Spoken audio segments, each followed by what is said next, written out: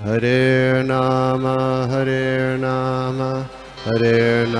eva kevalam kalo nasteva nasteva nasteva gatiranyata.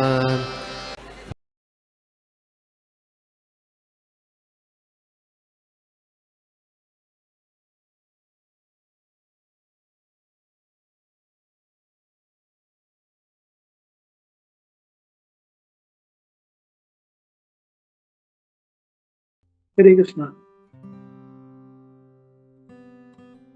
हरे कृष्णा। दंडवत। हरे कृष्णा। तो मेरा बहुत बड़ा सौभाग्य है कि साधु संघ ऑनलाइन ग्रुप में मुझे निमंत्रित मिला। सूरज माधव प्रभु और गोपी मनोहर प्रभु ने मुझे इतने प्रेम से यहाँ पे बुलाया। आप सब लोगों का बहुत बहुत धन्यवाद। हरे कृष्ण। मंगलाचरण से शुरू करें।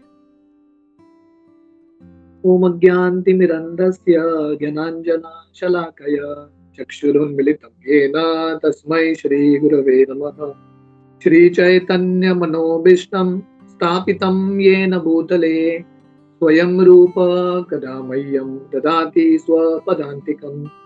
वन्देऽहं श्रीगुरो श्रीयुतः पदकमलं श्रीगुरून् वैष्णवांश्च श्रीरूपं साग्रजातां सहगना रघुनाथान्वितं तं सजीवं साद्वैतं सावधूतं परिजनासहितं कृष्णचैतन्यदेवं श्रीराधा कृष्णपादान् सहगना ललिता श्रीविशाखान्वितश्च।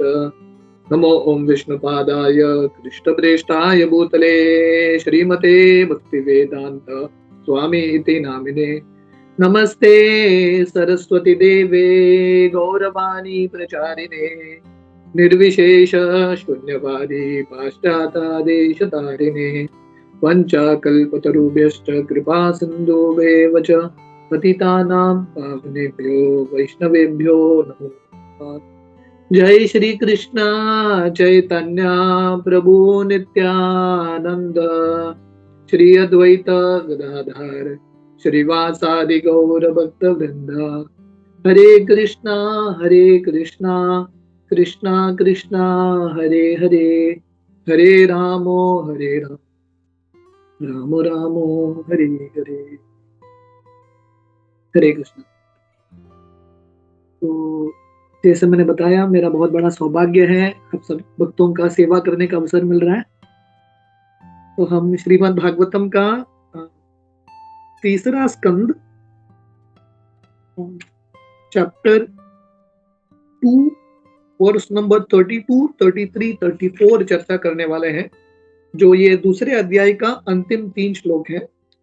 पर मुझे लगा ये 3 श्लोक शुरू करने से पहले, क्योंकि ये तीसरे स्कंद के दूसरे अध्याय की समाप्ति के 3 श्लोक हैं, तो मुझे लगा मैं संक्षिप्त में ये जो पूरा प्रसंग है इसके बारे में मैं वर्णन करूंगा। तो ये तीसरे स्कंद के शुरुआत में ये वर्णन आता है कि विदुर जी को एक बार धृतराष्ट्र उनके महल में बुलाते हैं उनसे सलाह लेने के लिए। और विदुर जी क्योंकि साधु हैं, साधु का लक्षण है स्ट्रेट बोलना, सत्य बोलना। विदुर जी धृतराष्ट्र को बताते हैं ये सब कारण हो रहा है आपके वजह से और दुर्योधन के वजह से। दुर्योधन को अभी आप सुधारो। पर धृतराष्ट्र मानने के लिए तैयार नहीं, और उस समय दुर्योधन भी सुन रहा था। दुर्योधन को इतना बुरा लगता है कि विदुर दुर्योधन को डांट रहे हैं। तो दुर्योधन जैसा जो व्यक्ति है हमेशा उसको लगता है कि वो जो कर रहे हैं वही सही है, दूसरे से सुनने का उनको बिल्कुल इच्छा नहीं है। तो विदुर जी प्रयास करते हैं पर दुर्योधन सुनते नहीं है। तो दुर्योधन को इतना गुस्सा आता है, दुर्योधन विदुर को इतना कठोर शब्द बोलते हैं। विदुर को बोलते हैं कि आप दासी के पुत्र हो, आप हमारे घर में कुत्ते की तरह हो, आपका अधिकार नहीं है यहाँ पे बोलना। और दुर्योधन विदुर को बोलते हैं आप महल से निकल जाओ, get out of the palace, महल से निकल जाओ। और दुर्योधन बोलता है सिर्फ सांस के साथ जाना है बाहर, कुछ भी लेके नहीं जाना है। तो विदुर, आप इमेजिन कीजिए विदुर जी को कितना बुरा लगा होगा। विदुर एक ऐसा व्यक्ति थे जो पूरे हस्तिनापुर के हितैषी थे। हर व्यक्ति विदुर से प्रेम करता था। तो दुर्योधन इतना कठोर शब्द बोल के ये महात्मा को महल से बाहर कर देते हैं। तो विदुर जी को बुरा तो लगता है, पर विदुर जी क्योंकि भगवान के महान भक्त हैं, वो समझ जाते हैं कि अल्टीमेटली भगवान का इच्छा है, जो भी होता है भगवान हमारे अच्छे के लिए करते हैं। तो विदुर ये कार्य कर रहे थे, हस्तिनापुर के महल में रह रहे थे, पर विदुर का मन तो भगवान की भक्ति में ही था। इसलिए विदुर को लगता है बहुत ही अच्छा हो गया, अभी ये सब मैनेजमेंट से मुझे छुटकारा मिल गया, अभी मैं यात्रा करता रहूंगा, भ्रमण करता रहूंगा। तो भक्त मतलब जब हमारी जिंदगी में ऐसे कठिन परिस्थिति आते हैं, हम उसको पॉजिटिवली हमको लेना है। भगवान रामचंद्र का उदाहरण है, आजकल कल इतना बड़ा ऐतिहासिक पर्व हुआ, अयोध्या मंदिर का उद्घाटन। तो भगवान रामचंद्र अपने उदाहरण से सिखाते हैं। उनका पट्टाभिषेक होने वाला था, रातों रात कई भगवान रामचंद्र को बोलती है कि आप महल से चले जाओ बाहर, पर भगवान रामचंद्र भी इसको पॉजिटिवली लेते हैं, जैसे विदुर यहाँ पे लेते हैं। तो भगवान राम सोच रहे थे बहुत ही अच्छा हो गया, अभी मुझे तीर्थ यात्रा करने का अवसर मिलेगा, अलग अलग साधुओं के संग में जाने का अवसर मिलेगा, उनसे श्रवण करने का अवसर मिलेगा। तो इस तरह से विदुर जी भगवान राम के पच्चीनों पे चलते हुए महल से बाहर चले जाते हैं। और पहले अध्याय में वर्णन आता है कि कैसे विदुर भ्रमण करते करते इतने सारे पवित्र स्थली में जाते हैं। तो भक्ति का एक बहुत महत्वपूर्ण अंग है तीर्थ यात्रा का भ्रमण। और विदुर जी अकेले हैं, कोई भी नहीं पहचान पा रहा विदुर कौन है, वो अकेले ही भ्रमण कर रहे हैं, अपने शरीर के बारे में ख्याल नहीं रखते, वस्त्र के बारे में ख्याल नहीं रखते, ऐसे ही भ्रमण कर रहे हैं। और इतने आनंद में थे क्योंकि अल्टीमेटली वो जो उनका हृदय का भाव है, उनका जो हृदय का इच्छा है तीर्थ स्थली का भ्रमण करना, भगवान के मंदिरों का दर्शन करना, साधुओं से मिलना, इसको वो पूरा कर रहे हैं। तो ऐसा भ्रमण करते करते, भारत के अलग अलग तीर्थ स्थलियों में भ्रमण करते करते वो वृंदावन आके पहुंचते हैं। और वृंदावन में वो उद्धव जी से मिलते हैं अकस्मात। तो श्रील प्रभुपाद एक्चुअली ये पहले अध्याय के एक श्लोक के तात्पर्य में लिखता है कि वृंदावन ऐसा एक स्थान है जहां पे अभी भी लोग एक्चुअली कृष्ण को ढूंढ रहे हैं। तो विदुर जी यही भाव में कृष्ण को ढूंढते हुए वृंदावन पहुंचते हैं और अकस्मात उद्धव जी से मिलते हैं। तो उद्धव जी जो है भगवान कृष्ण के एक महान भक्त हैं, भगवान कृष्ण के भाई हैं, कजिन ब्रदर हैं। जैसे अर्जुन कृष्ण के कजिन ब्रदर हैं, वैसे ही उद्धव भगवान कृष्ण के कजिन ब्रदर हैं। तो एक्चुअली वर्णन आता है कि उद्धव जी बृहस्पति के शिष्य हैं, बृहस्पति के अवतार हैं। इतने बुद्धिमान थे उद्धव जी, भगवान कृष्ण भी उद्धव से सलाह लेते थे। इमेजिन करो उद्धव का क्या स्तर है, कृष्ण सलाह लेते हैं उद्धव जी से। तो एक बार हम सब ये प्रसंग जानते हैं कि भगवान कृष्ण एक बार उद्धव को बोलते हैं कि आप वृंदावन चले जाओ, क्योंकि कृष्ण वृंदावन से मथुरा चले जाते हैं, फिर से वृंदावन नहीं जाते। तो भगवान कृष्ण उद्धव को बोलते हैं कि आप वृंदावन चले जाओ, वहां पे आप गोपियों को जाके एक संदेश देना, मेरे बारे में तत्व ज्ञान के बारे में बताना। तो उद्धव जी भगवान कृष्ण के आज्ञा पालन करते हुए वृंदावन जाते हैं, गोपियों को संदेश देने के लिए, गोपियों को प्रवचन देने के लिए, प्रचार करने के लिए। पर जब उद्धव जी वृंदावन जाते हैं और गोपियों का भाव देखते हैं, खासकर श्रीमती राधा रानी का भाव, उद्धव का दिल पिघल जाता है। उद्धव सोच रहे थे मैं आया था वृंदावन प्रचार करने के लिए, पर एक्चुअली भगवान कृष्ण ने मुझे भेजा वृंदावन ताकि गोपियों के माध्यम से मुझे प्रचार हो सके। तो बहुत बार जब प्रचारक जाते हैं कहीं पर प्रचार करने के लिए, उल्टा प्रेरणा प्राप्त करके आते हैं। जैसे हनुमान जी का उदाहरण है, हनुमान जी को भगवान राम एक प्रचारक के रूप में भेजते हैं सीता मैया को संदेश देने के लिए। पर जब हनुमान जी सीता मैया के पास जाते हैं और सीता मैया की भक्ति को देखते हैं, हनुमान जी को समझ में आता है एक्चुअली भगवान राम ने मुझे यहाँ पे भेजा है भक्ति क्या है सीखने के लिए। हनुमान जी नम्र हो जाते हैं। तो वैसे उद्धव जी, उनको लग रहा था मैं कृष्ण का महान भक्त हूँ, कृष्ण का सबसे निकट भक्त हूँ। तो वर्णन आता है जब भगवान कृष्ण ये धरातल पे लीला कर रहे थे, लगभग 99 ईयर्स 99 साल भगवान कृष्ण उद्धव के साथ थे। इतने निकट के भक्त थे उद्धव जी। पर जो वृंदावन पहुंचते हैं उनको समझ में आता है कि मेरा भक्ति कुछ भी नहीं है गोपियों के सामने, ब्रजवासियों के सामने, श्रीमती राधा रानी के सामने। उस समय उद्धव जी जो है एक प्रार्थना अर्पण करते हैं श्रीमती राधा रानी के चरण कमल में कि मुझे वृंदावन में गुल्मलता के रूप में जन्म लेना है ताकि गोपियों का चरण धूलि मुझे प्राप्त हो। तो ये उद्धव का स्तर था। तो जब विदुर जी वृंदावन पहुंचते हैं और उद्धव जी से मिलते हैं, तो उद्धव जी यही भाव में थे। उद्धव जी एक्चुअली वृंदावन में रह के कृष्ण के स्मरण में राधा रानी के पच्छिनों पे चलते हुए भक्ति करना चाहते थे। तो इस बार 2-3 महीने पहले मैं जब वृंदावन गया था गोवर्धन में, तो गोवर्धन में एक स्थान है उद्धव कुंड। तो उद्धव कुंड में एक बाबा जी बता रहे थे, एक्चुअली हम देखेंगे ये प्रसंग में, कि जब भगवान कृष्ण अपना लीला समाप्त कर रहे थे ना, तो जब वो भगवान कृष्ण यदुकुल का एक दूसरे से झगड़ा करते हैं, एक दूसरे को मार देते हैं, भगवान कृष्ण वहां से अकेले निकल जाते हैं। तो जब भगवान कृष्ण निकल रहे हैं उनके ये अंतिम यात्रा के लिए, उस समय वो उद्धव जी से मिलते हैं और उद्धव जी को पूरा गीता सुनाते हैं। इसको बोलते हैं उद्धव गीता। जो गीता, जो संदेश वो अर्जुन को भी नहीं सुना सके, विस्तार में उद्धव जी को सुनाते हैं। इतना सुंदर है। उस समय भगवान कृष्ण उद्धव को बोलते हैं, देखो उद्धव, अभी मैं बहुत जल्दी अपना लीला समाप्त करके जाऊंगा, डेफिनेटली आपको मेरा विरह महसूस होगा। तो मेरा प्रार्थना है, मेरा आपसे ये निवेदन है कि आप बद्रिकाश्रम जाइए और बद्रिकाश्रम में नर नारायण ऋषि और वहां के जो ऋषि मुनि हैं उनके संग में रहिए। इससे आपको मेरे विरह का जो भाव है उतना महसूस नहीं होगा। तो उद्धव जी एक्चुअली बद्रिकाश्रम की ओर जा रहे थे और भगवान कृष्ण ने उद्धव जी को बोला था कि आप 10,000 साल बद्रिकाश्रम में रुक के तपस्या करना। पर उद्धव जी जब वृंदावन आते हैं, उनका मन का ये भाव था कि उनको वृंदावन रुकना है, पर भगवान कृष्ण यहाँ पे उद्धव जी को बोल रहे हैं कि आप बद्रिकाश्रम में रह के तपस्या करना। तो उद्धव जी श्रीमती राधा रानी से प्रार्थना करते हैं और वहां के जो बाबा जी हैं उद्धव कुंड में, हमको बता रहे थे कि राधा रानी की कृपा से उद्धव जी का जो 10,000 साल उनको बद्रिकाश्रम में रुकना था, राधा रानी सिर्फ 10 घंटे में समाप्त कर देती है और उद्धव जी एक्चुअली वृंदावन में आके निवास करते हैं गुलमलता के रूप में। तो ये उद्धव का महिमा है। तो जब विदुर जी यहाँ पे आते हैं और उद्धव से मिलते हैं, विदुर जी उद्धव को पूछते हैं कि हे उद्धव, भगवान कृष्ण कैसे हैं, यदुकुल के लोग कैसे हैं?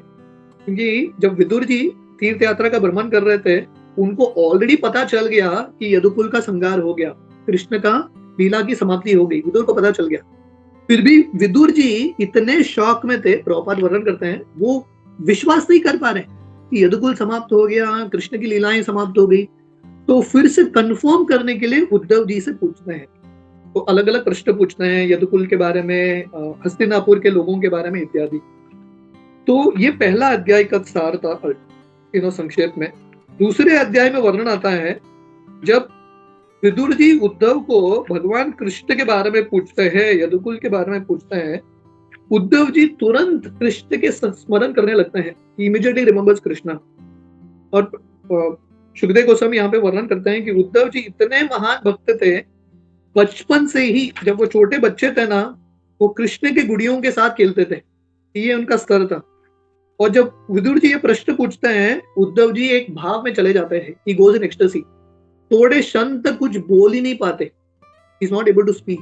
अष्ट सात्विका विकार उनके शरीर में आते हैं और फाइनली उद्धव जी अपने अश्रु को पोंछते हुए विदुर को भगवान कृष्ण का गुणगान करते हैं विदुर के सामने। वो विदुर को बताते हैं, हे विदुर जी, आप हमारे कुल के बारे में पूछ रहे हो, अभी हम अपने बारे में क्या बताएं, कृष्ण ही चले गए, कृष्ण का ये सूरज ढल गया, हमारा कुल के बारे में क्या बोलना।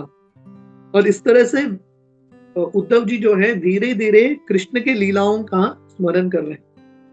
और प्रॉपर यहाँ पे लिखते हैं कि ये विप्रलंब सेवा का भाव है।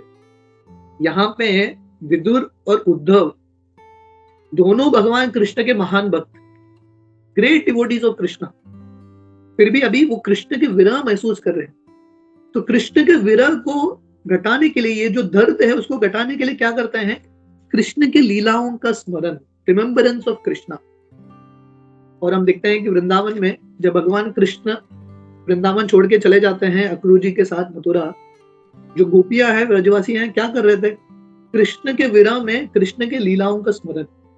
वो प्रॉपर लिखते हैं कि अगर एक्चुअली हम कृष्ण की लीलाओं का स्मरण करेंगे श्रवण के माध्यम से, तब एक्चुअली हम कृष्ण के संग का अनुभव करेंगे। तो विप्रलंब, हमारे पूरे संप्रदाय का ये भाव है, विप्रलंब भाव या विप्रलंब सेवा। तो विप्रलंब का अर्थ है actually physically away but internally connected. विप्रलंब का अर्थ क्या है? बाहरी दृष्टिकोण से अलग है, पर क्योंकि वो व्यक्ति का इतना तीव्रता से स्मरण हो रहा है, एक्चुअली हम उनके निकट है। तो उद्धव जी और विदुर यहाँ पे कृष्ण के विरह में थे, कृष्ण से दूर थे, फिर भी कृष्ण की लीलाओं का स्मरण करते हुए दे वर इन कनेक्शन विद कृष्ण। और अल्टीमेटली भक्तों के संग में हमको यही करना है। मच्चित्त मद्गत प्राण बोधयंत परस्परम कथयंतश्च माम नित्यम तुष्यन्ति च रमन्ति च। भगवान कृष्ण गीता में बताते हैं, जब भक्त साथ में आते हैं, हमको क्या करना है? भक्तों के संग में आके, एक दूसरे के संग में आके कृष्ण के बारे में चर्चा करना है। तो this is the role of a devotee. Srila Prabhupada ने इस्कॉन संस्था बनाया है ताकि हम भक्तों के संग में आए, ऑफलाइन हो, ऑनलाइन हो, थोड़े भक्त हो, ज्यादा भक्त हो, किसी भी रूप में आके कृष्ण के बारे में चर्चा करें। इसी से हम आनंद उत्पन्न करेंगे। तो उद्धव जी कृष्ण का गुणगान करते हुए अलग अलग कृष्ण की लीलाओं का स्मरण करते हैं। वो विदुर को बता रहे हैं, जब भगवान कृष्ण राजसूय यज्ञ में उपस्थित थे युधिष्ठिर महाराज के, उस समय अलग अलग देवता वहां पे आते हैं और कृष्ण के रूप को देख के वो समझ जाते हैं कि कृष्ण से ज्यादा सुंदर और कोई नहीं। There is no one as beautiful as Krishna. Krishna सबसे ज्यादा आकर्षित। और आगे उद्धव जी वर्णन करते हैं कि वृंदावन की जो गोपियां हैं वो कृष्ण से इतना प्रेम करते थे, क्योंकि कृष्ण इतने सुंदर थे, उनका एक ही इच्छा था, निरंतर कृष्ण को देखते रहो, कंटिन्यूअसली कीप सीइंग कृष्ण। आज के श्लोकों में हम गोवर्धन लीला के बारे में सुनेंगे। जब इंद्र बरसात कर रहा था 7 दिन का और कृष्ण ने गोवर्धन उठाया, सब ब्रजवासी इतने प्रसन्न थे। 7 दिन 7 रात निरंतर कृष्ण का दर्शन, इतने प्रसन्न थे। वो एक्चुअली इंद्र से प्रार्थना कर रहे थे, इंद्र आप बरसात करते रहो ताकि हम निरंतर रूप से कृष्ण का दर्शन करते रहे। तो उद्धव जी जो है ब्रज की गोपियों का गुणगान कर रहे हैं कि इतने कृष्ण के प्रति उनका प्रेम था, अपना अलग अलग कार्य कर रहे थे, फिर भी उनका मन कृष्ण की ओर ही था। तो इस तरह से वृंदावन की गोपियों का वर्णन करते हैं। उसके बाद उद्धव जी बताते हैं कि जब भगवान कृष्ण का जन्म होता है, भगवान कृष्ण जन्म लेते ही मथुरा से वृंदावन चले जाते हैं, क्योंकि बाहरी दृष्टिकोण से ऐसा लगता है कि कृष्ण कंस के भय से चले गए, पर एक्चुअली ये कृष्ण का लीला था। और आगे उद्धव जी वर्णन करते हैं कि भगवान कृष्ण इतने नम्र थे, जब 12 साल 11.5 साल वृंदावन में रुक के जब वो वापस आते हैं मथुरा, अक्रूर जी उनको लेके आते हैं और भगवान कृष्ण कंस का वध करते हैं। उसके बाद पहली बार भगवान कृष्ण अपने माता पिता से मिलते हैं, देवकी और वसुदेव से। और भगवान कृष्ण जाके देवकी और वसुदेव को बोलते हैं, हे माता पिता, आप मुझे माफ कीजिए, मैं और बलराम जी आपका ख्याल नहीं रख पाए, हम आपका सेवा नहीं कर पाए, आपको इतने कष्टों से गुजरना पड़ा। तो उद्धव जी सोच रहे हैं कि भगवान कृष्ण इतने नम्र हैं, ही सो हम्बल, वो अपने माता पिता के सामने जाके ऐसा झुकते हैं, उनसे माफी मांगते हैं। तो उद्धव जी बोलते हैं विदुर को, हे विदुर, जब मैं ये सब कृष्ण के नम्रता के बारे में सोचता हूँ, ये सब लीलाओं के बारे में सोचता हूँ, मेरे हृदय में इतना दर्द होता है।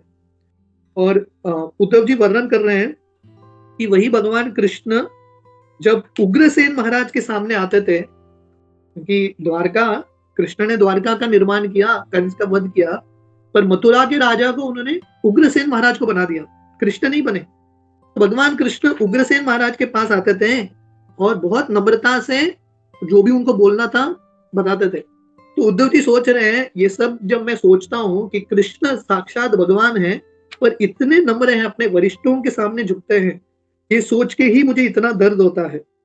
और आगे उद्धव जी वर्णन कर रहे हैं कि भगवान कृष्ण जब कुरुक्षेत्र के रणभूमि में थे और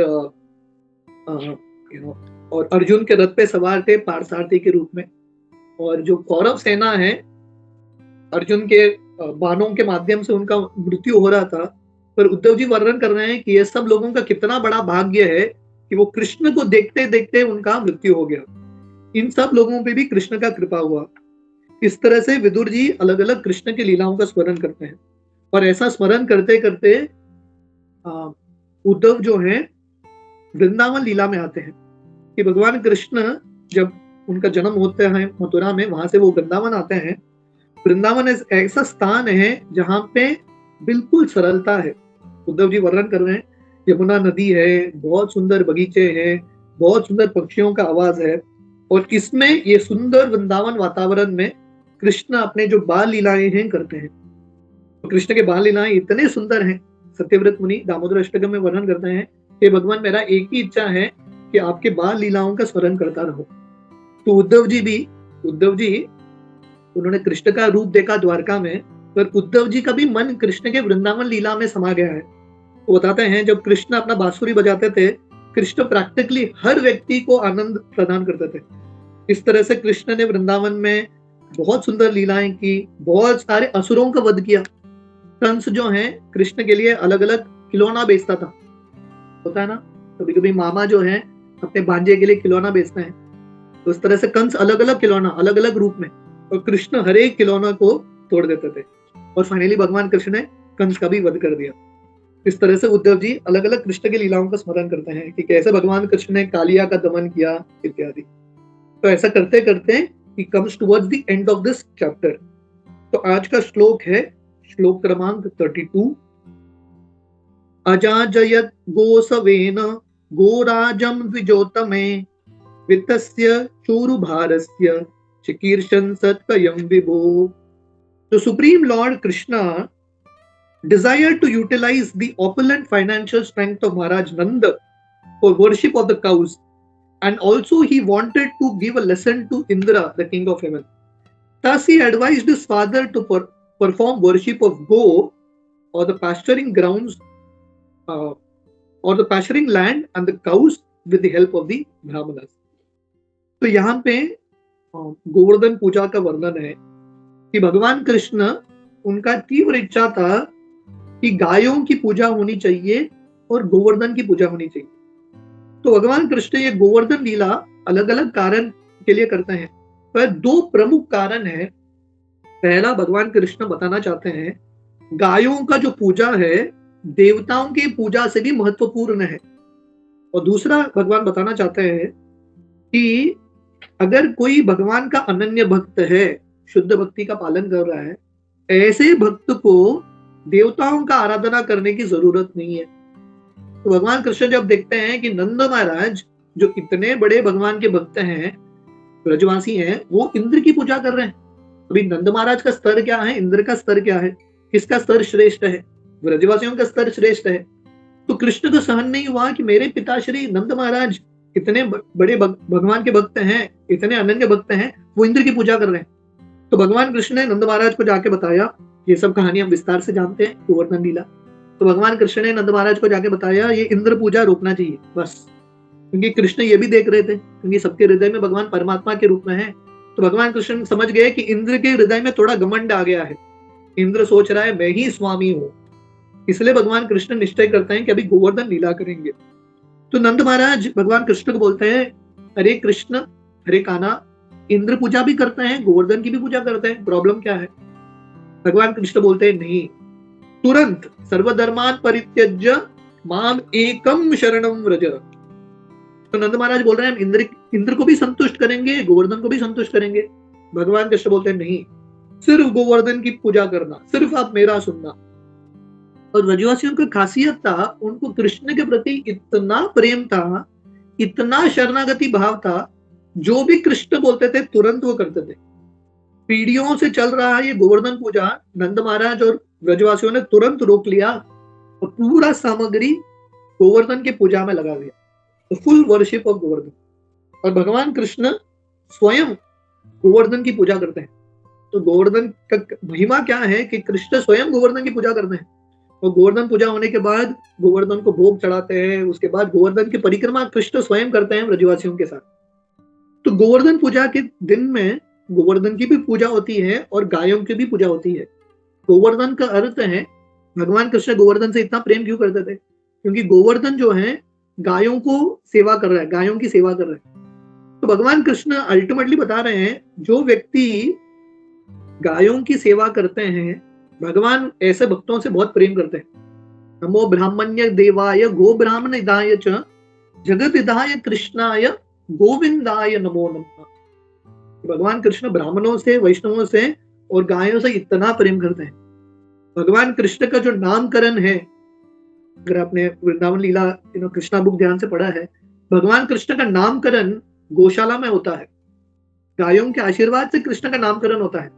इमेजिन करो, कृष्ण गायों से इतना प्रेम करते हैं। तो इस तरह से ये बहुत सुंदर गोवर्धन पूजा का त्योहार होता है। कृष्ण परिक्रमा करते हैं गोवर्धन की, और इस तरह से सब लोग खुश है।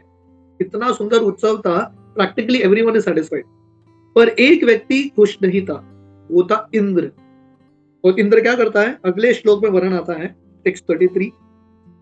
वर्षातिन्द्रे व्रज कोपा भग्नमाने तिववल गोत्र लीलाप पत्रेन त्रातो भद्रानुग्रहणता।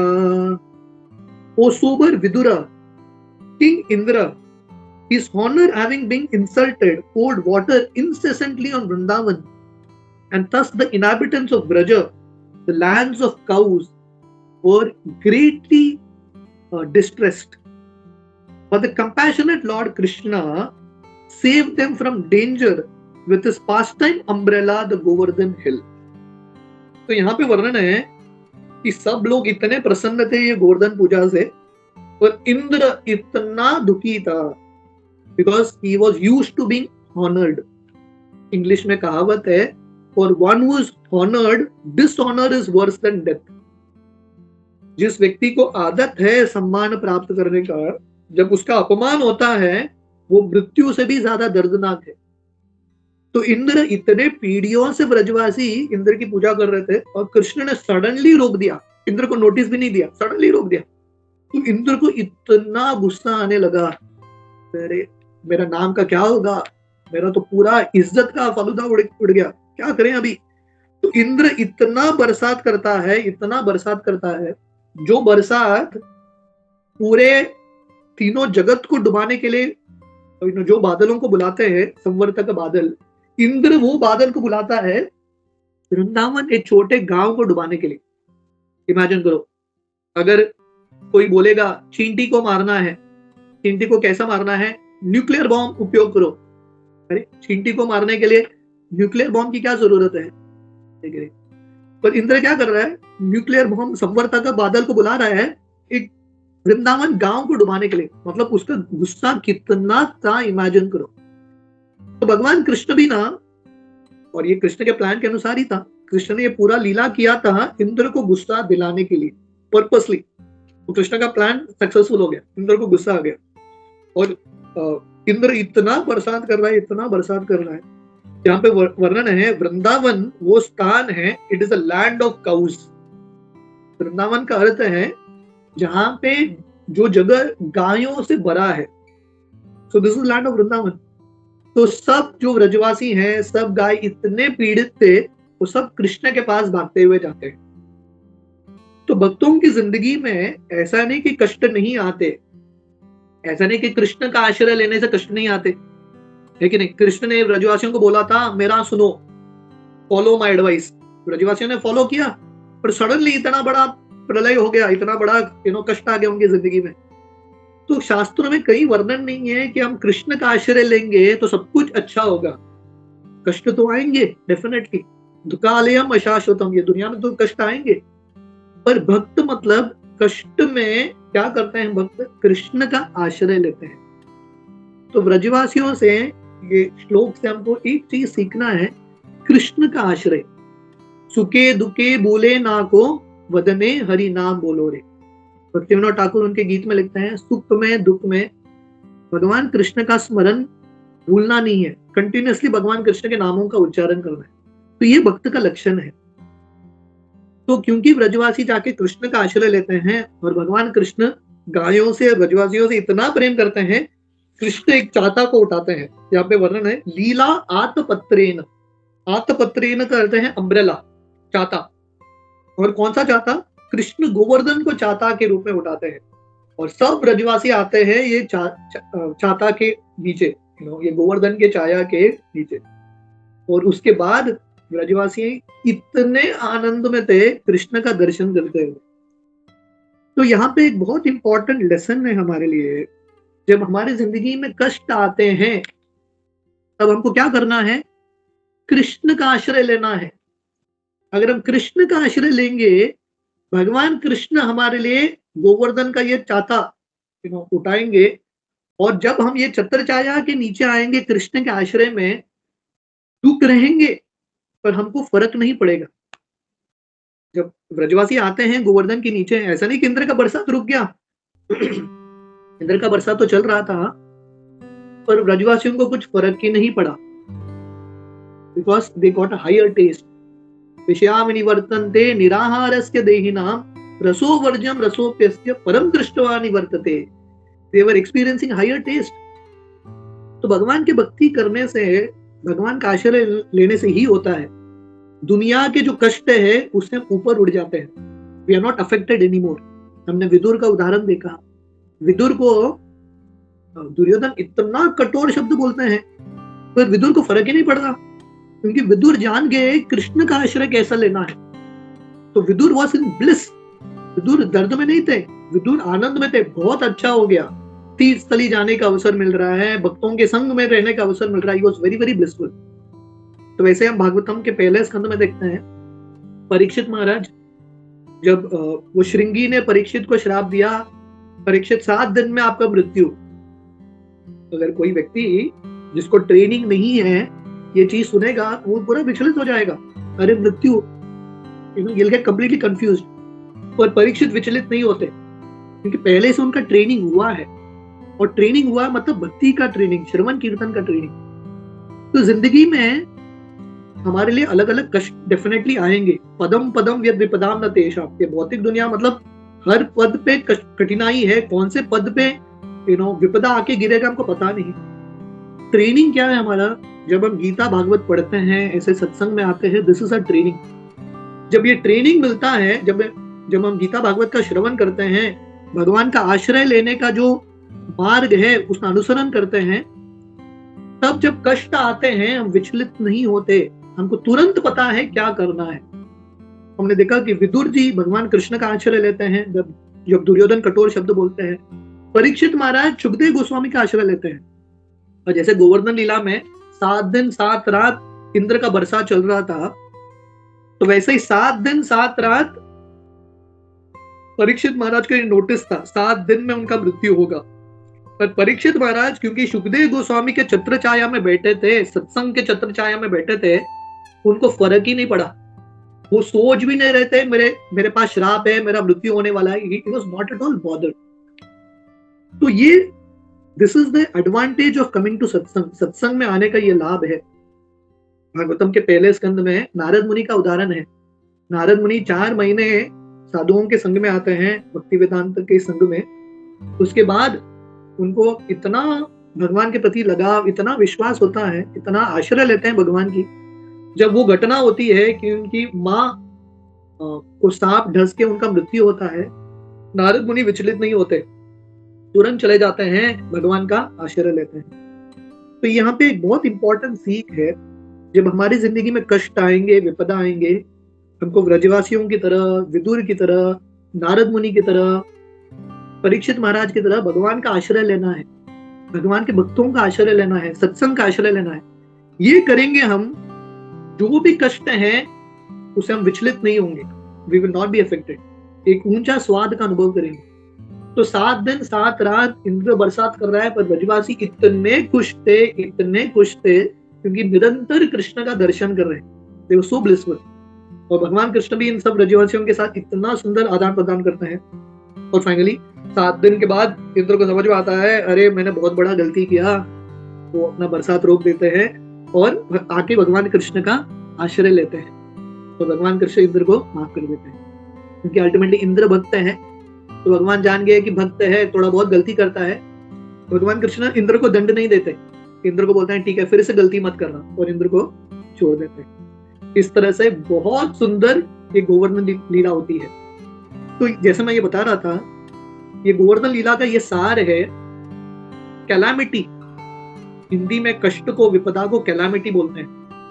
जब कैलामिटी में, जब कष्टों में, विपदा में भगवान का आश्रय लेते हैं, दैट कैलामिटी, वो जो कैलामिटी है फेस्टिविटी बन जाता है, उत्सव बन जाता है। गोवर्धन लीला जो वैष्णवों के लिए सबसे प्रसन्न उत्सव है, है कि नहीं? एवरीवन बिकम्स सो हैप्पी जब गोवर्धन पूजा का ये उत्सव आता है। पर ये गोवर्धन पूजा का उत्सव कहां से शुरू हुआ? कष्ट से, विपदा से। This calamity became a festivity. Parikshit Maharaj के लिए कैलामिटी था 7 दिन में मृत्यु, पर परीक्षित महाराज ने वो कैलामिटी को उत्सव बना दिया, श्रवण उत्सव। 7 दिन 7 रात निरंतर श्रवण कर रहे थे, उनको फर्क ही नहीं पड़ा। तो हमारी जिंदगी में जो उत्सव है, हमारे जिंदगी के हर एक मोड को उत्सव बनाना है। कल मैं अभी बॉम्बे में हूँ। कल शाम को मैं एक रिक्शा में बैठ के कहीं जा रहा था, और हम सब जानते हैं कल का इतना सुंदर वातावरण था पूरे विश्व में और खासकर भारत में। सब जगह भगवान के राम के नामों का उच्चारण चल रहा है। अलग अलग रैली निकल रहे हैं, सब जगह सैफरन कपड़े हैं, सैफरन झंडा है। तो ये रिक्शा वाला बोल रहा था, प्रभु जी इतना प्रसन्न वातावरण है भारत में, इतना अच्छा होगा कि 12 महीना यही वातावरण रहे। उत्सव के समय हम सब आनंद में रहते हैं ना, we are all so blissful. Srila Prabhupada ने हमको ऐसा एक मार्ग दिया है जिसमें से हमारा रोज का दिन, every day can be a festival, रोज उत्सव बन सकता है। भक्तों के संग में आएंगे, कथा कीर्तन का श्रवण करेंगे, भगवान के विग्रहों का दर्शन करेंगे, every day will be a festival, नित्य उत्सव। इस्कॉन में उत्सव कभी रुकता ही नहीं है, it just continuously goes on. तो we should be very very grateful. हमको बहुत कृतज्ञ होना चाहिए भगवान के प्रति, शिला प्रभुपाद के प्रति। हमारा योग्यता न होते हुए भी हमको इतना सुंदर अवसर प्राप्त हुआ है, where we can experience bliss at every moment. तो this is in essence Govardhan लीला। उसके बाद समय मिला तो मेरा इच्छा था थोड़ा बहुत मानसिक रूप से गोवर्धन की परिक्रमा करें, अलग अलग स्थलियों का। We will see if there is time, we will do that. But now we will do the next shloka, text 34. चरचासी करेर्मृष्टं मानयं Rajni मुखं गायन कल पदम्रे में स्त्रीणां मंडल मंडन। Translation: In the 3rd season of the year, the Lord enjoyed as the central beauty of the assembly of women by attracting them with his pleasing songs in an autumn night brightened by moonshine. तो उसके बाद ये सब लीलाओं का स्मरण कौन कर रहे हैं? उद्धव जी कर रहे हैं। तो उद्धव जी इतने आनंद में हैं, he is in so much bliss remembering all these pastimes. Krishna अभी नहीं है उनके सामने, प्रत्यक्ष रूप से नहीं है, फिर भी इतने आनंद में है कृष्ण की लीलाओं का स्मरण करते हुए। तो उद्धव जी गोवर्धन लीला के बाद स्मरण करते हैं कि कैसे शरद ऋतु में, शरद पूर्णिमा के समय भगवान कृष्ण गोपियों के साथ रास लीला करते हैं, जो सबसे श्रेष्ठ लीला माना जाता है, द टॉप मोस्ट लीला। भागवतम में 5 अध्याय हैं जो रास लीला को डेडिकेटेड है। 5 चैप्टर्स डेडिकेटेड टू रास लीला। इतना महत्वपूर्ण लीला है। तो ये लीला तो बहुत बड़ा है, वेरी वेरी लॉन्ग, बहुत गहरा है, बहुत गंभीर है, पर हम संक्षिप्त में इसका जो सार है समझने का प्रयास करेंगे। तो भगवान कृष्ण ये शरद पूर्णिमा के रात, जो सबसे सुंदर रात माना जाता है पूरे साल भर, पूरे दुनिया के लोग वृंदावन जाते हैं शरद पूर्णिमा का रात का दर्शन करने के लिए। तो वृंदावन के हर मंदिर में एक बहुत बड़ा उत्सव होता है। तो भगवान कृष्ण शरद पूर्णिमा के रात में बांसुरी बजाते हैं, और वर्णन आता है उस समय कृष्ण का उम्र था 8 साल। कृष्ण ये लीला कब करते हैं? 7 साल की उम्र में कृष्ण गोवर्धन उठाते हैं, और एग्जैक्टली 1 साल बाद कृष्ण ये रास लीला करते हैं। कृष्णा डज दिस रास लीला, और सब गोपियां कृष्ण उस समय, क्योंकि भारत में जनरली लड़कियों का शादी कम उम्र में हो जाता था, चाइल्ड मैरिजेस, तो इन सब गोपियों का ऑलरेडी विवाह हो चुका था। They were already married to other gopas, अन्य गोपों के साथ उनका विवाह हो चुका था, उनका परिवार था इत्यादि। पर जब भगवान कृष्ण का बांसुरी गोपियां सुनते हैं अर्धरात्रि में, गोपियां इतने पागल होते हैं, इतने पागल होते हैं, सब कुछ छोड़ के भागते हैं। They just leave everything. थोड़े गोपियां बच्चों को दूध पिला रहे थे, थोड़े खाना खिला रहे थे, पतियों को अलग अलग कार्य कर रहे थे, थोड़े वस्त्र पहन रहे थे, बट जब कृष्ण का बांसुरी सुनते हैं तुरंत भागते हैं। कृष्ण गीता में जब ये श्लोक बताते हैं, जो गीता का चरम श्लोक है, सर्वधर्मान् परित्यज्य माम एकम शरणं व्रज अहम त्वाम सर्व पापेभ्यो मोक्षयिष्यामि मा शुचः। जब भगवान कृष्ण बताते हैं कि सिर्फ मेरा आश्रय लो, सर्वधर्मान परित्यज्य माम एकम शरणम व्रज। तो आचार्य बताते हैं, जब कृष्ण ये शब्द बताते हैं व्रज, व्रज का और एक अर्थ है वृंदावन। कृष्ण वृंदावन गोपियों का स्मरण कर रहे हैं, क्योंकि गोपियों का शरणागति भाव सबसे टॉप मोस्ट था। सर्वधर्मान परित्यज्य, उन्होंने सब धर्म को छोड़ दिया, स्त्री धर्म, पति धर्म, प्रैक्टिकली सब धर्म को छोड़ दिया और कृष्ण का आश्रय लेने के लिए गए। 5000 साल पहले ये करना बहुत कठिन था। एक लड़की को, एक स्त्री को घर के बाहर अर्धरात्रि में जाना, मतलब कोई भी वापस उसको घर में स्वीकार नहीं करेंगे। तो गोपियों जो है निकल जाते हैं घर से, उनका ये विश्वास था हम वापस घर में नहीं आने वाले हैं। This was that surrender that they had. और ऐसा नहीं कि उन्होंने कृष्ण से कंफर्म किया, कृष्ण हम आए क्या, हमको कंफर्म सीट मिलेगा क्या। कृष्ण ने भी कंफर्म सीट नहीं किया इनका। तो गोपियां जो है कृष्ण के पूरे विश्वास के साथ निकलते हैं। तो गोपियां ये सोच सकते थे हम यहां से जाएंगे, कृष्ण ने स्वीकार नहीं किया तो वहां पे भी नहीं, यहाँ पे भी नहीं। But this is faith, this is surrender. ये शरणागति का यही भाव है।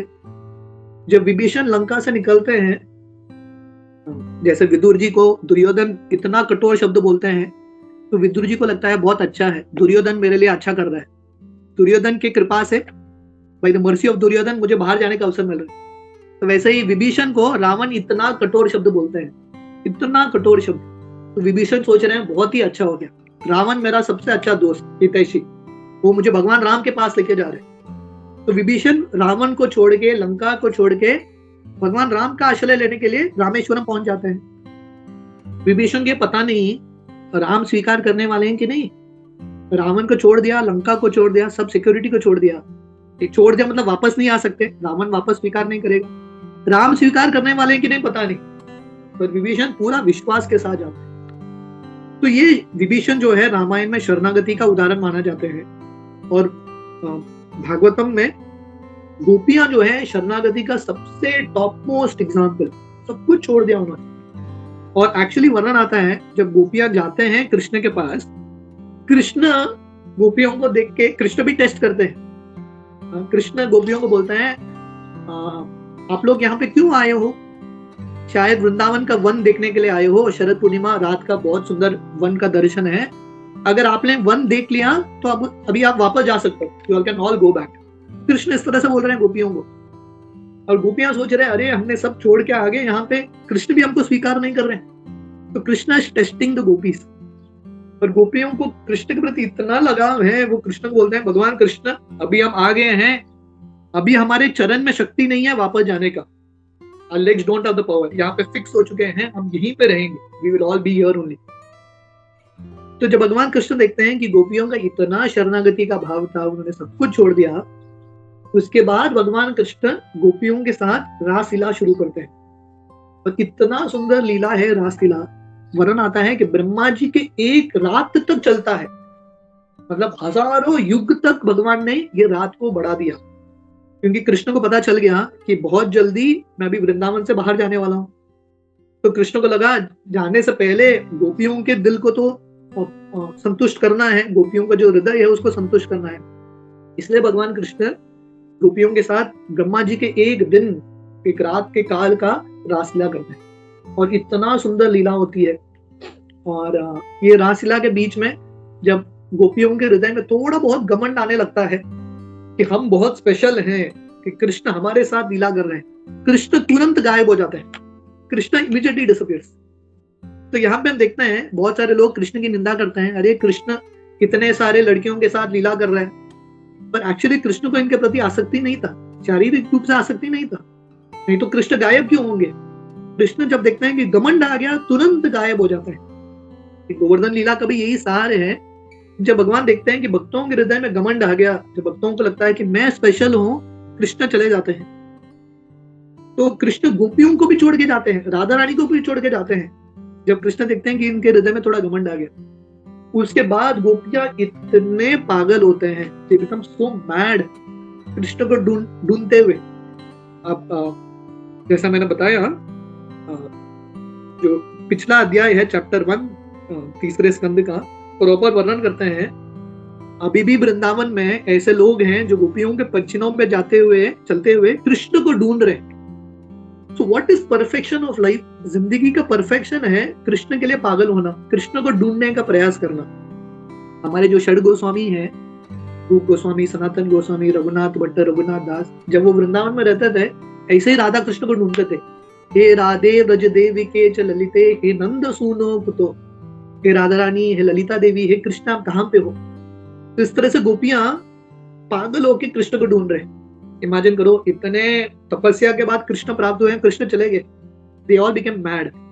और उनके पागलपन में वो वृंदावन के अलग अलग लताओं से बात कर रहे हैं कि आपने कृष्ण को देखा क्या, आपने कृष्ण को देखा क्या। हिरन से बात कर रहे हैं, पंक्षियों से बात कर रहे हैं, बादल से बात कर रहे हैं, और इतने पागल होते हैं कृष्ण की लीलाओं का नकल करने लगते हैं। They start to imitate Krishna's past time. एक गोपी कालिया बन जाती है, दूसरी गोपी ये गोपी के ऊपर चढ़ जाती है और बोलती है मैं आपका दमन करूंगी। इस तरह से they are doing all this past time. एक गोपी गोवर्धन उठाते हुए कृष्ण का गोवर्धन लीला का नाटक करती है, नकल करती है। They are remembering all these past times. और फाइनली जब गोपियां गोपी गीत का उच्चारण करते हैं जो सबसे सुंदर माना जाता है, सबसे उत्कृष्ट माना जाता है कृष्ण के गुणगान में, उस समय कृष्ण प्रकट होते हैं गोपियों के भाव को देख के। तो आचार्य वर्णन करते हैं कि भगवान कृष्ण एक्चुअली जब कृष्ण ये गोपियों से अदृश्य हो गए थे, कृष्ण एक्चुअली वहां पे थे। कृष्ण क्या देख रहे थे? चुपके कृष्ण देख रहे थे कि गोपियों का तीव्रता कितना बढ़ रहा है, how much the intensity is increasing. मैं कहानी बताऊंगा। I don't know how much time we have. Much time we have, Prabhuji? You can continue, Prabhu. We are eager to hear. Oh, thank you. तो क्योंकि अभी रामायण का वर्णन चल रहा है, अयोध्या का, एक बहुत सुंदर कहानी है। एक बार भगवान राम सीता मैया के साथ नवद्वीप गए थे, उनके 14 साल के वनवास में। नवद्वीप में एक जगह है, एक द्वीप है, मोदद्रुम द्वीप। तो ये मोदद्रुम द्वीप में एक बहुत बड़ा वटवृक्ष था, उसके नीचे सीताराम बैठे थे और भगवान राम हल्के से मुस्कुराने लगे। तो सीता मैया भगवान राम को पूछती है, भगवान राम आप मुस्कुरा क्यों रहे हो? तो भगवान राम बोलते हैं, हे सीते, ये नवद्वीप है, आगे जाके कलयुग में मैं महाप्रभु के रूप में यहाँ पे अवतार लूंगा, चैतन्य महाप्रभु के रूप में, और आप मेरी अर्धांगिनी बनेगी विष्णु प्रिया, और कौशल्या माता सची माता बनेगी। और भगवान राम सीता मैया को बोलने लगे, वो समय में, वो अवतार में, चैतन्य महाप्रभु के रूप में, मैं 24 साल की उम्र में संन्यास ले लूंगा और आपको त्याग के वन चला जाऊंगा, जगन्नाथपुरी चला जाऊंगा। तो सीता मैया भगवान राम को पूछती है, हे भगवान राम, आपको वो लीला में, वो अवतार में संन्यास लेना ही था, तो आप मेरे से विवाह क्यों करते हो? विवाह करने की क्या जरूरत? तो भगवान राम बोलते हैं, हे सीता, आप समझते नहीं हो, जिन भक्तों से मैं बहुत प्रेम करता हूं उनको मैं अपना संग देता हूं, पर जिन भक्तों से मैं बहुत ही ज्यादा प्रेम करता हूं उनसे मैं थोड़ा दूर हो जाता हूं, ताकि उनको ये विप्रलंब भाव का अनुभव हो। और ये जो विप्रलंब भाव है इतना श्रेष्ठ है, ये विप्रलंब भाव में भक्त जो है एक्चुअली परम आनंद का अनुभव करते हैं। तो इस तरह से भगवान राम बोलते हैं विष्णु प्रिया को, मैं आपको ये विप्रलंब भाव का अनुभव दूंगा। तो वैसे ही जब भगवान कृष्ण ये रासलीला में थोड़े अदृश्य हो जाते हैं, सब गोपियां इतने पागल होते हैं और उसके बाद कृष्ण आते हैं गोपियों के साथ। तो हमारी जिंदगी में भी बहुत बार हमको लगता होगा, अरे कृष्ण का दर्शन, कृष्ण हमको देख रहे हैं कि नहीं, हम इतना तपस्या कर रहे हैं, इतने पीड़ित हैं कृष्ण के विरह में। कृष्ण, भगवान कृष्ण देखते हैं, पर भगवान कृष्ण देखना चाहते हैं कि हमारा तीव्रता कितना बढ़ रहा है। जब तीव्रता बहुत ज्यादा बढ़ेगा तब कृष्ण आके दर्शन देंगे। उसके बाद कृष्ण आते हैं और फिर से इन गोपियों के साथ बहुत सुंदर रासलीला होती है, और इस तरह से कृष्ण इन गोपियों को पूर्ण रूप से संतुष्ट करते हैं। तो Prabhupada rights the same thing that before living Vrindavan जाने से पहले कृष्ण गोपियों को संतुष्ट करते हैं। और उद्धव जी जो हैं यहीं पे वृंदावन लीला को समाप्त करते हैं। This chapter ends with description of Vrindavan Leela.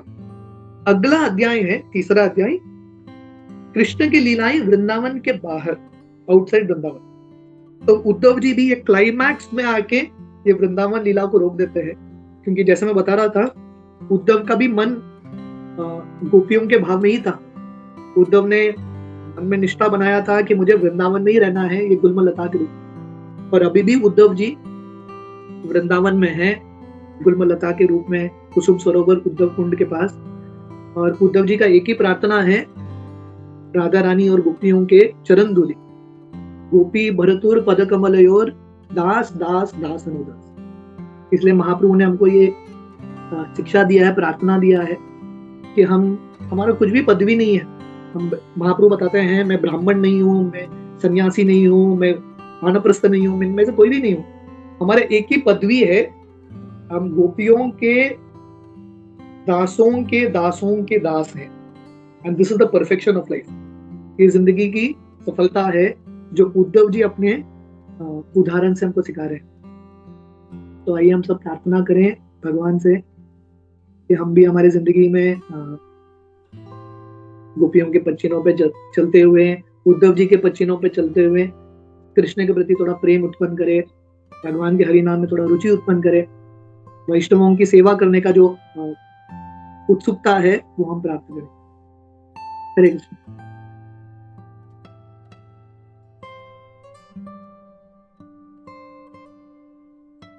Anyone has any questions, any comments? हरे कृष्ण प्रभु जी, दंडवत प्रणाम प्रभु जी। सबसे पहले तो बहुत बहुत धन्यवाद प्रभु, बहुत ही सुंदर, बहुत अच्छा लगा and it was so nice to hear from you. हमने आपको YouTube पे सुना है, बट लाइव सुनने में बहुत अच्छा लग रहा था। एंड जो भी लीला बताया आपने was really very nice. Govardhan ji का एंड जो बाकी सब जो है, जैसे कि ये अध्याय जो है मतलब क्लाइमेक्स पे आके रुक जाता है, so something very nice. So thank you Prabhu ji. I am sure there are lot of devotees जिनका प्रश्न होगा, तो मैं सभी से रिक्वेस्ट करता हूँ, please raise your hands and start speaking. Hare Krishna. I think Sarodev Prabhu ji ने हाथ उठाया। हरे कृष्ण। हरे कृष्णा प्रभु जी, दंडवत प्रणाम। दंडवत प्रभु। या thank you so much Prabhu for wonderful session Prabhu. हम तो आज पहली बार आपको प्रभु साधु संघ में देख रहे हैं, बट आपका हमेशा हम लोग को संग मिलता था प्रभु इन फ्रॉम यूट्यूब माध्यम से। और व्हेनेवर वी गॉट दी सेवा, जैसे जब भी कभी क्लास का सेवा मिलता था, सो पहले हम आपका नाम टाइप करते थे, बिकॉज आपका जब भी प्रभु जो भी क्लास हम सुनते हैं प्रभु, मतलब एक मेरे को बहुत अच्छा लगता था कि जिसमें आप प्रभुपाद जी के जो पर्पट है उसको वो आप एक एक लाइन करके पढ़ के इन इंग्लिश आप उसको पढ़ते थे और हिंदी में आप बहुत अच्छा उसको ट्रांसलेट करते थे प्रभु। सो वो एक बहुत मतलब बहुत अमेजिंग लगता था कि मतलब बहुत हेल्पफुल लगता था, जिससे हम लोग कुछ क्लास का प्रिपेयर कर सके। So thank you so much Prabhu and once again for the wonderful session Prabhu. आपने ये पूरा मतलब first chapter, second chapter and you completed this third chapter also Prabhu. Thank you so much Prabhu. Hare Krishna. Thank you.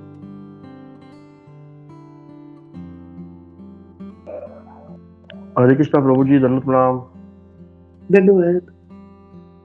Thank you Prabhu जी, काफी सुंदर आपने class दिया। ऐसा लग रहा था जैसे साक्षात मंदिर में बैठकर ही हम सुन रहे हैं, इतना अच्छे से लग रहा था प्रभु जी। और प्रभु जी, ये आपने अभी जैसे बताया कि कौशल्या माता ही शची माता थी। हाँ।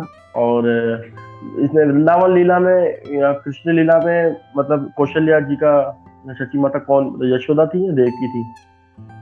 देवकी माता थी। महाप्रभु बताते हैं देवकी, बट यशोदा देवकी दोनों वन सेंस। कौशल्या माता ने दोनों का ही, देवकी का भी और उनका भी। या ओके। और प्रभु जी, आपने ये भी बताया कि विभीषण ने भी रावण को छोड़ दिया था, और ये भी पता नहीं था कि है ना राम अपनाएंगे या नहीं अपनाएंगे, और है ना कैसे उन्होंने छोड़ दिया। और उसी का उदाहरण फिर आपने ये भी दिया, जो दुर्योधन के यहाँ से विदुर जी निकल जाते हैं तो उनको बहुत अच्छा लगता है कि चलो भगवान का संग तो मिलेगा ही। तो इससे ये है कि कम से कम हम भी कृष्ण भावनामृत में है, तो एक हाथ पकड़ा हुआ है, तो कभी हमको कोई भौतिक दुनिया धकेलेगी तो ऐसा ये तो लगेगा चलो ठीक है, इसको हम इसमें जाके बैठ जाते हैं, कोई तो सहारा देगा हमें। यस।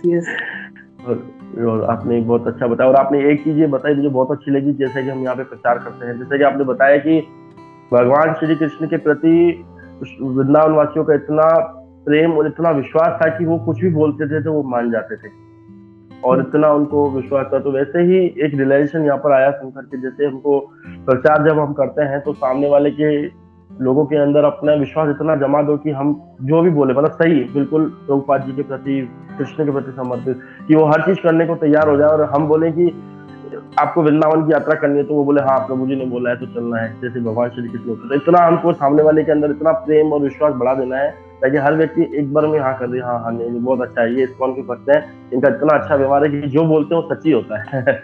ऐसा हमको होना चाहिए। हरे कृष्णा प्रभु जी, थैंक यू, बहुत ही सुंदर class Prabhu ji, Hare Krishna. Thank you. Yes, धन्यवाद।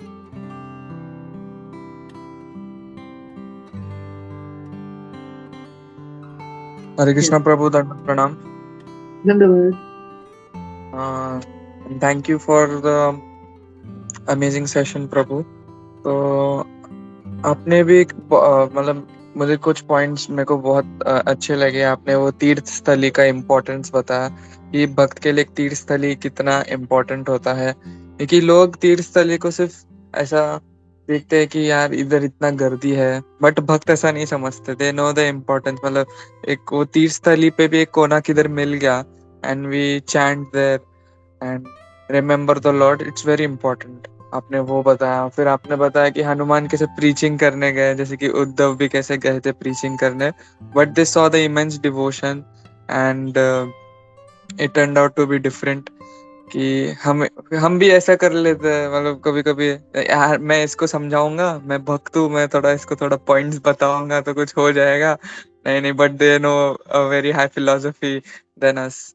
एंड आपने बहुत अच्छा बताया कि कैलामिटी टू फेस्टिविटी, कि वो मतलब कुछ भी हो वो भगवान के इसमें लगा देते तो उत्सव बन जाता है। And gopis do not crave for spiritual benefit and मतलब आध्यात्मिक उनको कुछ मतलब लाभ नहीं है कि हम वो कुछ करेंगे तो आप में रहेंगे तो फिर हमें मटेरियल का ये नहीं होगा। मतलब इट्स स्वर्ग भी हो नरक भी हो, हम आपके लिए ये। तो प्रभु आई हैड वन क्वेश्चन कि आपने बताया कि गुड एंड बैड से मतलब जैसे कि हम देखते कि द मटेरियल वर्ल्ड इसमें दोनों डुअलिटी है कि गुड एंड बैड एंड तो हमें कब समझना चाहिए कि मतलब हमें ना गुड एंड बैड के ऊपर आनंद मिल रहा है। मतलब I know it's a very high stage, but how can one like a devotee can understand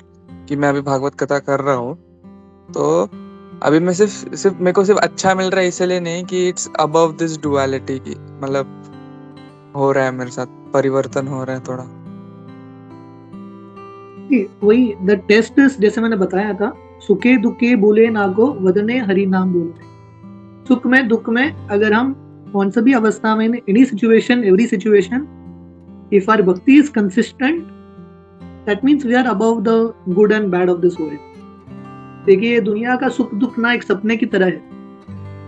अगर हम रात को हमने बहुत अच्छा सपना देखा और सुबह उठ के हम सबको मैसेज करने लगे, प्रभु जी पता है क्या मैंने बहुत बढ़िया सपना देखा, अरे उसका क्या फायदा, सपना सपना ही है। या अगर आपने रात में बहुत खतरनाक सपना देखा, बहुत डरावना, और सुबह उठ के सबको बोल दो प्रभु जी मेरा बहुत डरावना सपना देखा मैंने, अरे सपना सपना ही है। तो ये दुनिया में जो सुख दुख, good bad is all dream, सब सपना है। तो हमको ये सपने को बहुत गंभीरता से नहीं लेना है। सुख दुख को we should not take it too seriously, neither the happiness nor the misery. हमको सीरियसली भगवान की भक्ति को लेना है। That is the essence, So all these things, ups and downs will come in life. सुख दुख तो आएंगे ही, पर इसमें हमको we should not get caught in this dualities. So as you said, the word duality का अर्थ है द्वंद्व। ये दुनिया द्वंद्व है, सुख दुख, शत्रु मित्र, दिन रात, but ultimately we have to focus on the non-changing aspect, जो चेंज नहीं होता, और वो है भगवान की भक्ति। सत्यम सत्यम पुनः सत्यम हरेर नामेव केवलम आब्रह्म स्तंभ पर्यंतम सर्वम मायामयम जगत सत्यम सत्यम पुनः सत्यम हरेर नामेव केवलम।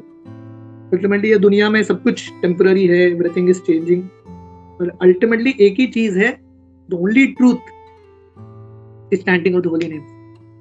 अभी रिसेंटली हम दिसंबर के एंड में हम वाराणसी गए थे। वाराणसी में एक स्थली है मणिकर्णिका घाट। तो मणिकर्णिका घाट में वहां पे लाशें कंटिन्यूसली जलते रहते हैं, लोग आते हैं वहां पे अंतिम क्रिया करने के लिए, और एक दो नहीं, एक साथ 20-30 लाशें जलती रहते हैं minimum, any time of the day. तो हमारे साथ एक माताजी आई थी, वो मणिकर्णिका घाट में किसी के घर में रुकी थी पेइंग गेस्ट के रूप में। तो वो मुझे बता रही थी, प्रभु जी रात को वो सोई थी 11-11:30 बजे। जब वो सोई थी ना, सोते सोते उसने आवाज सुना, राम नाम सत्य है, राम नाम सत्य है, राम नाम सत्य है।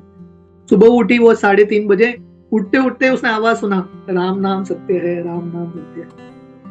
अल्टीमेटली हमको यही याद रखना है, राम नाम सत्य है, हरे नामैव केवलम, the only truth is the holy name of Krishna. अगर हम ये याद रखेंगे, देन सुख दुख जो भी आएंगे, we will not be affected too much. Okay, thank you so much Prabhu. Hare Krishna. Thank you. Actually मेरा इच्छा था गोवर्धन परिक्रमा थोड़ा करें मानसिक रूप से, but time is very short, will do it some other time, फिर कभी करेंगे अच्छे से। Yeah sure Prabhu. Prabhu if you have some time, और एक दो लोगों ने हाथ उठाया है, तो do you have time to can take question? Yeah okay. Vishwambhar Prabhu हैं एक, और मेगा माता जी। मेगा। हरे कृष्णा प्रभु जी, दंडवत प्रणाम। First of all I want to give big thank you Prabhu ji, it was really amazing class. Prabhu ji मेरा एक डाउट है इस क्लास से, जैसे आपने गोपी का जो यहाँ पास टाइम बता रहे थे प्रभु जी, जैसे gopis are really exalted devotee of lord, लेकिन फिर भी उन्हें ऐसा मतलब भक्ति में उन्हें घमंड हो जाता है। तो हम सब तो एकदम लोएस्ट हैं, और हमारे अंदर बहुत सारा अनर्थाज है प्रभु जी। तो हमारे अंदर ये प्राइड तो एकदम भरा पड़ा है। तो कभी लगता है कि शायद ये जो लाइफ टाइम है ना, वो कम पड़ जाएगा, मतलब भक्ति में ये सारा चीज अनर्थाज निकालने में। जबकि वही चीज हम देखते हैं, जो इतने एक्सॉल्टेड डिवोटीज हैं, उनके अंदर ये प्राइड्स देखने को मिलता है प्रभु जी। तो हमारे अंदर तो भरा पड़ा है, तो इसको कैसे खत्म किया जाए? और ये भी इस लाइफ टाइम, इसी लाइफ टाइम में, वो मेरा क्वेश्चन है प्रभु जी। बहुत अच्छा प्रश्न है, बहुत अच्छा प्रश्न है कि भगवान कृष्ण ने, अरे गोपियों के हृदय घमंड आ गया, कृष्ण चले गए, तो हम तो गोपियों के सामने कहीं पे भी नहीं है। एंड हमको तो डेफिनेटली 200-300% प्रयास करना है, पर हमको ये भी समझना है कि हम जितना भी प्रयास करें, हम अपने शक्ति से अनर्थों को समाप्त नहीं करने वाले हैं। It is not possible. तो इसलिए ना, वी विल बिकम हम्बल, तब हम नम्र बनेंगे। जब आपने कभी समय मिला तो गाएंगे हम, भक्ति विनोद ठाकुर का गीत है गोपीनाथ। भक्ति विनोद ठाकुर गोपीनाथ को गाते हैं, गोपीनाथ हार जे मेनेचे आमी, अनेक जतन होइलो विफल, तुम्हारा भरोसा आमी। भक्ति विनोद ठाकुर बताते हैं, हे भगवान मैं हार मान गया हूं, मैंने इतना प्रयास किया अनर्थों का दमन करने के लिए, मन को कंट्रोल करने के लिए, मेरे बस की बात नहीं है। I have accepted defeat, I am thoroughly humbled, मैं पूरा नम्र हो चुका हूँ, मेरे पास कुछ भी क्षमता नहीं है। Therefore, you are my only hope, you are my only shelter। तो अल्टीमेटली जब हम भगवान का हरि नाम लेते हैं, हमको ये विश्वास उत्पन्न करना है कि हम अपने आप कुछ नहीं करने वाले, we don't have any power। तो जब हम नम्रता से भगवान का आश्रय लेंगे, भगवान आप ही मदद करो, only you can help me, then Krishna will come and help। गुरुजन प्रभु उनके जपा बुक में बताते हैं कि बहुत बार हम एक्सपेक्ट करते हैं कि भगवान का हरि नाम जप करते हुए आनंद आएगा। आनंद तो आएगा, पर आनंद के पहले चीज आता है नम्रता। और नम्रता कब आएगा? व्हेन वी सी आवर अनर्थास, जब हम देखते हैं कि हमारे अंदर इतने अनर्थ हैं और समाप्त भी नहीं हो रहे हैं इतने सालों बाद, then when we become humble, और नम्रता से जब हम भगवान को पुकारते हैं तब भगवान की कृपा आती है। तो in one sense it's good, अगर हम रियलाइज कर पा रहे हैं कि we are powerless, it is good, we will take shelter of a power greater than ourselves, and that is the essence of bhakti. वो भक्ति का वही आश्रय है। रामायण का पहला कांड है बालकांड। आप लोगों ने सुना है बालकांड? आप ये बालकांड अध्याय पढ़ोगे ना, बालकांड रामायण का, यहाँ पे भगवान राम के बारे में बाल लीलाएं बहुत कम है। कहीं पे आपने सुना है भगवान राम का बाल लीला? कहीं पे नहीं सुना होगा। तो ये बालकांड का नाम बालकांड क्यों है पता है? यहाँ पे बाल कौन है? यहाँ पे बाल है विश्वामित्र मुनि। विश्वामित्र मुनि, उनको पहले लग रहा था मैं बहुत शक्तिशाली क्षत्रिय हूँ, मैं ये करूंगा वो करूंगा, मैं महर्षि बनूंगा, ब्रह्म ऋषि बनूंगा। He had great faith in himself। मैं करते करते उनका भक्ति में प्रगति होता है और उनको समझ में आता है मैं कुछ भी नहीं हूँ। वो भगवान राम का आश्रय लेते हैं जैसा बच्चा भगवान का आश्रय लेता है, and that is the perfection of life. तो विश्वामित्र मुनि का स्पिरिचुअल एवोल्यूशन का परफेक्शन है क्षत्रियते, ब्रह्म ऋषि, महर्षि, become so many things, but the perfection is when he understands I am powerless, I am just a helpless child. मैं निस्सहाय बालक हूँ।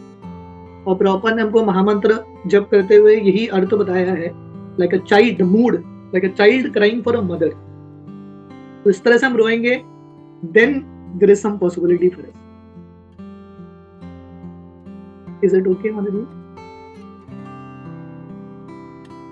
Yes, Prabhuji, thank you for your explanation. Hare Krishna. हरे कृष्णा प्रभु जी। विश्व प्रभु मैं 1 minute लेता हूँ खाली बस। मैं प्रभु जी एक ये प्रश्न था प्रभु कि जैसे हम लोग देखते हैं कि जो गोवर्धन है, favourite topic, so I thought I will ask this to you कि जैसे गोवर्धन जो है साक्षात भगवान कृष्ण ही है, तो ऐसा कहा जाता है कि गोवर्धन साक्षात भगवान कृष्ण भी है और वो उनके दास भी हैं। तो हाउ टू अंडरस्टैंड दिस? मैंने हरिदास ओवर हियर, मतलब he is the top most servant and he is Krishna also. So can you enlighten on this, Prabhuji? Yes, just like Chaitanya Mahaprabhu. Chaitanya Mahaprabhu का उदाहरण, Chaitanya Mahaprabhu is Krishna also, but he is playing the role of a devotee also. भगवान भक्त रूपेण। So Govardhan is also like that. So Govardhan he is Krishna, so therefore हम गोवर्धन के ऊपर अपना पैर नहीं रखते, he is Krishna. But Govardhan is also playing a role of a devotee. He is also serving the Brajavasi, he is serving the cows. तो भगवान ये गोवर्धन के रूप में, महाप्रभु के रूप में भगवान हमको सिखा रहे हैं कि कैसे ultimately real happiness is in serving devotees, भक्तों की सेवा करते हुए। Govardhan is also a similar example. Chaitanya Mahaprabhu is also a similar example. 2 moods, God also and a servant also. Like वैसे तो आप बलराम जी का भी उदाहरण देखेंगे, लक्ष्मण जी का भी उदाहरण देखेंगे। They are the supreme Lord, but they are in the mood of service. Lakshman भी भगवान ही है, he is विष्णु तत्व only, पर वो क्या कर रहे हैं? भगवान राम के सेवा कर रहे हैं। Like that, that is the mood. Is it okay, bro? Okay. Yeah. Thank you. So it's nothing wrong to understand कि वो साक्षात भगवान कृष्ण ही है, but he has he's in the bhakta rupa, he is serving. Yeah. Thank you Prabhu. Thank you. Hare Krishna. Dandavat pranam. Thank you everyone.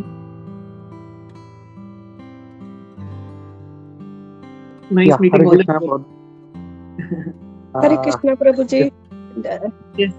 दंडवत प्रणाम प्रभु जी। आपका सिर्फ YouTube पे देखते थे, आज आपको साक्षात देखा और बहुत अच्छा लगा। पूरा गोवर्धन लीला, फिर रामायण का विभीषण का प्रसंग, हर एक चीज, फिर शरद पूर्णिमा वाला प्रसंग, और ऐसे लग रहा था कि साक्षात वो सब हो रहा है सामने। बहुत अच्छा लगा। और आपसे अनुरोध है कि प्लीज आप जल्दी से आके हमारे ऊपर फिर से कृपा कीजिए, बहुत अच्छा लगेगा आप अगर फिर से आएंगे तो। हरे कृष्णा, दंडवत प्रणाम। डेफिनेटली, जब भी आप लोगों का आदेश आएगा मैं आऊंगा। एंड नेक्स्ट टाइम प्रभु आपसे रिक्वेस्ट है, आप जो गोवर्धन की परिक्रमा का जो आप बोल रहे थे मानसिक परिक्रमा, so we like to do that with you Prabhu, so next time when you come we will invite you for that. Thank you Prabhu. Govardhan मानसिक परिक्रमा करेंगे, we will do Govardhan and Radha. Thank you. And Prabhu, I think one more hand is raised, Vishnu Prabhu. If you allow, we'll take. If not, you want to. तो विष्णु प्रभु, एक हम लोग last question लेते हैं हम लोग। विष्णु प्रभु जी। जय प्रभु जी, हरे कृष्णा। धन्यवाद प्रभु जी। हाँ, बस प्रभु जी, बस मैंने पूछ लिया था, लेकिन फिर एक बाद में एक चीज, जैसे प्रभु जी हम भी भक्ति करते करते थोड़ा सा हमारे मन में भी थोड़ा सा कभी कभी अहम भाव आ जाता है, जैसे अभी आपने बताया था गोपियों के लिए, लेकिन हमारे अंदर भी ऐसा आ जाता है, देखो आज हमने इतना जल्दी उठ गए, अब तो हमारा साधना भी अच्छा चल रहा है, देखो ना हमारा जप भी हुआ है, अब तो देखो मेरा कितना मन भी लग रहा है, थोड़ा सा ऐसे होते होते होते एकदम से अटैक ऐसा आता है कि बिल्कुल साधना ऊपर नीचे हो जाती है। तो ये क्या मतलब सेम वही कारण है क्या, जैसा भगवान हमको जो टेस्ट देते हैं हमारे अंदर अहंकार आते निकल जाता है? हाँ, तो जब भी अहंकार आएगा ना, चिंता मत करना, कृष्ण गोवर्धन उठाएंगे, कृष्ण नम्र करेंगे। और हम सबने अनुभव किया होगा, we all have experienced it, जब भी थोड़ा बहुत अहंकार आता है, कृष्ण ऐसा कुछ कर लेते हैं तो पूरा वी आर हम्बल्ड कंप्लीटली। तो अगर कुछ अनर्थ हम अपने आप से ओवरकम नहीं कर पाते ना, कृष्ण अरेंज करते हैं, Krishna will arrange a situation where you will be forced to become humble like that. तो प्रभु जी सबके साथ ही ऐसा होता है या केवल मुझे ऐसा लगता है कि मैं ही ऐसा होता है? सबके साथ ही ऐसा होता है क्या? Something happens and you become humble ना? हम मतलब अहंकार आ जाना, अरे देखो मैं कितना अच्छा कर रहा हूँ, मैंने इतना अच्छा प्रचार किया, अरे देखो, ये सबके साथ ही ऐसा होता है क्या? हाँ, ये नेचुरल टेंडेंसी है, बुद्ध जीव का नेचुरल टेंडेंसी है टू बी प्राउड, घमंड करना। पर अगर हम भक्ति कर रहे हैं प्रामाणिकता से, कृष्ण डेफिनेटली कृपा करेंगे। एक्चुअली ये गोवर्धन पूजा ना, गोवर्धन पूजा कृष्ण भगवान ब्रजवासियों के ऊपर कृपा दिखा रहे हैं, पर एक्चुअली कृष्ण का स्पेशल कृपा इंद्र के ऊपर भी है। कृष्ण इंद्र को भी नम्र करना चाहते हैं। तो ऐसे हमारी जिंदगी में अगर अहंकार भी आएगा, अगर हम भक्ति करते रहेंगे तो कृष्ण कृपा करेंगे हमारे ऊपर, और कृष्ण किसी ना किसी रूप से Krishna will humble us, and that time हमको पहचानना है ये कृष्ण की कृपा है, this is Krishna's mercy on us. Okay, thank you Prabhu. और दादा, अभी सेव्य भगवान और सेवक भगवान, जैसे बलराम जी को सेवक भगवान भी कहा जाता है क्या, और कृष्ण को सेव्य भगवान कहा जाता है? एग्जैक्टली। और तो उसी तरीके से गिरिराज जी भी सेवक भगवान है? सेवक भगवान you can say, yeah. Okay, thank you Prabhu ji. Hare Krishna. Hare Krishna. Thank you very much Achyut Gopal Prabhu ji, आपका बहुत बहुत धन्यवाद, आप आए। Thank you very much, and we'll be in touch with Surat Mata Prabhu, and we'll get further. We'll request you for another session with you. Yeah. Pancha kalpataru vishta kripa sindhu devaccha patitanam pavanebhyo vaishnavebhyo namo namaha. अनंत कोटि वैष्णव की जय, श्री प्रभुपाद की जय, ISKCON गुरु की जय, अच्युत गोपाल प्रभु जी की जय। Hare Krishna. Thank you Prabhu ji.